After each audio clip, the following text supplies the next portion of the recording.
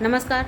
अलका विहिता शुक्ला चैनल में आप सभी का बहुत बहुत स्वागत है। माटी कहे कुम्हार से तू क्या रोंदे मोह, एक दिन ऐसा आएगा मैं रोंदूंगी तो है। आज का हमारा टॉपिक यही है और बहुत बढ़िया टॉपिक है।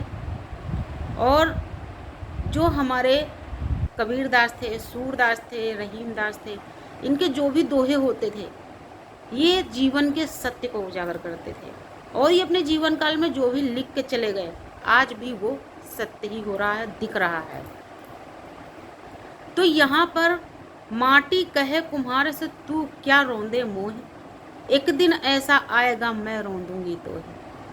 क्योंकि जब भी कुम्हार अपने मिट्टी के बर्तनों को बनाता है, मिट्टी को खूब रौंदता है, अच्छी तरीके से मिट्टी को मिक्स करता है और उसके बाद ही उस मिट्टी को नए नए बर्तनों का आकार दिया जाता है।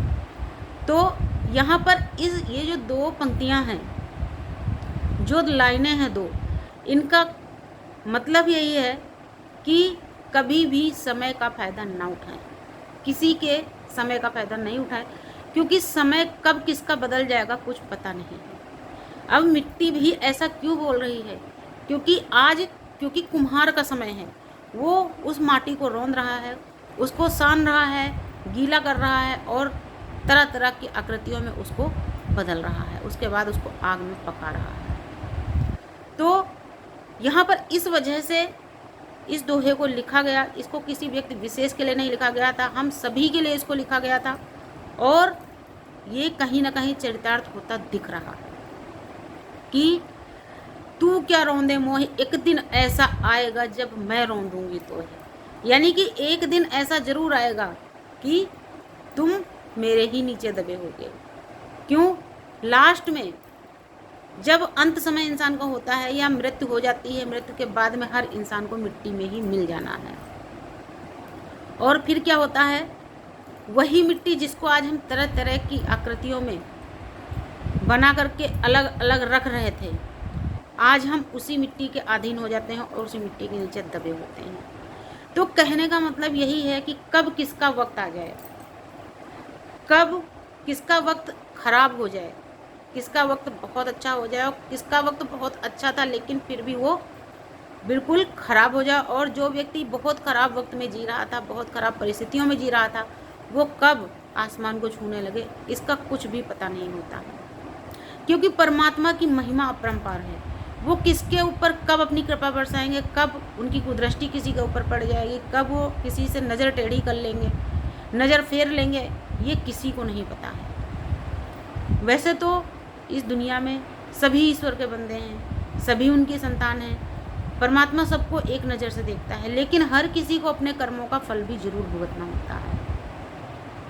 इसलिए कभी भी किसी के बुरे वक्त का फ़ायदा उठाने का प्रयास तक नहीं करना चाहिए, उठाना तो बहुत दूर की बात है। लेकिन बहुत सारे लोगों की ये आदत होती है कि अगर वो देख लेंगे कोई व्यक्ति काफ़ी गरीब है, कमज़ोर है, तो हमेशा उसको दबाने का प्रयास करते हैं। या अगर मजबूरी बस कोई आपके पास काम मांगने आ जाता है, एक छोटा सा एग्जाम्पल है, मान लिया कोई एक लेडीज ही आ जाती है कि भाई मैं बहुत परेशानी में हूँ, मेरे बच्चे भूख से परेशान हैं, तड़फ रहे हैं, मुझे काम की ज़रूरत है, अगर कोई काम नहीं तो मुझे झाड़ू पोछा और बर्तन का ही काम दे दीजिए।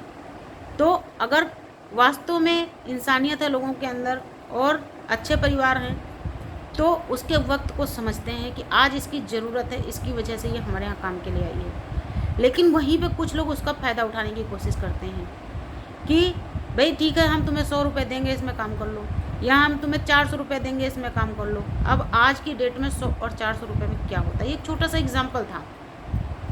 क्योंकि आप सभी को पता है कि आज की डेट में जो भी काम वाली आ रही है, झाड़ू पोछा कर रही, बर्तन धो रही, वो भी 2000 रुपये से नीचे नहीं ले रही है। क्यों भाई? उसके भी अपने खर्चे हैं। जब हमसे अपना काम नहीं हो रहा, हम अपने जूठे बर्तन नहीं धोना चाह रहे हैं, अपने गंदे घर को हम झाड़ू पोछा से करके साफ़ नहीं करना चाह रहे हैं, तो अगला व्यक्ति हमारे घर में यदि हमारा काम कर रहा है और उसके बाद वापस जाके अपने घर का काम करता है, या पहले अपने घर का करके आता है फिर हमारे घर का करता है, तो उसका वक्त है, क्योंकि उसको ज़रूरत है, उसकी मजबूरी यहाँ तक उसे खींच के लाई है।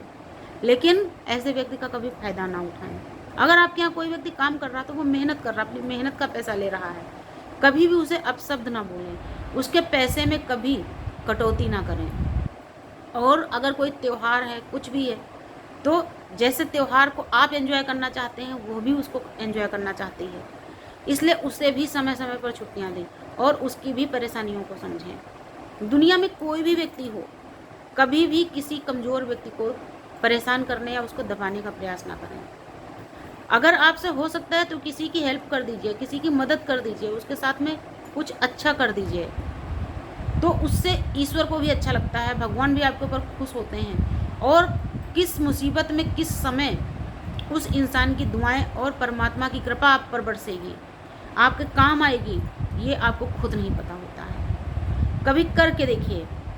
और ये मैं ऐसे नहीं कह रही, मेरे अपने जीवन का ये अनुभव है, ये मेरा अपना निजी अनुभव है कि यदि हम अच्छा करते हैं तो वो अच्छाई कहीं ना कहीं हमारे काम आती है।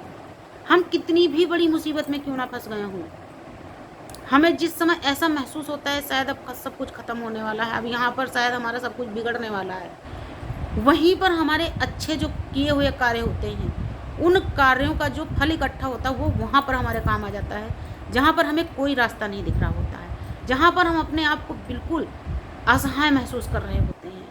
और कितनी भी बड़ी मुसीबत हमारे ऊपर होती है, उस मुसीबत से हम किस तरीके से झटके में निकल जाते हैं, हम खुद नहीं समझ पाते हैं। तो बस इस वीडियो का उद्देश्य इतना है कि जब कभी भी किसी के साथ करिए तो अच्छा करिए, अच्छा करने की कोशिश करिए, दूसरों को भी अच्छा ही सिखाइए, कभी भी किसी को गलत मत सिखाइए। अब जिन लोगों की ये अपनी एक भावना ही बन चुकी है, जिनकी मानसिकता ही ऐसी बन चुकी है कि वो बुराई में ही जिए हैं और बुराई में ही मर जाएंगे, कुछ लोग क्योंकि वो बुरे ही क्षणों में जन्म भी लेते हैं, उनकी मृत्यु भी बुरे क्षणों में हो जाती है और जीवन भर वो बुरा करते रहते हैं, तो उनका जीवन भी वैसा ही रहता है। लेकिन यदि हम अच्छा करते हैं तो अच्छे कर्मों का फल हमें ज़रूर मिलता है, भले ही देर से सही, लेकिन अच्छाई कहीं ना कहीं हमारे काम ज़रूर आती है। वीडियो अच्छा लगा हो तो लाइक कर दीजिएगा, शेयर कर दीजिएगा। नमस्कार, धन्यवाद।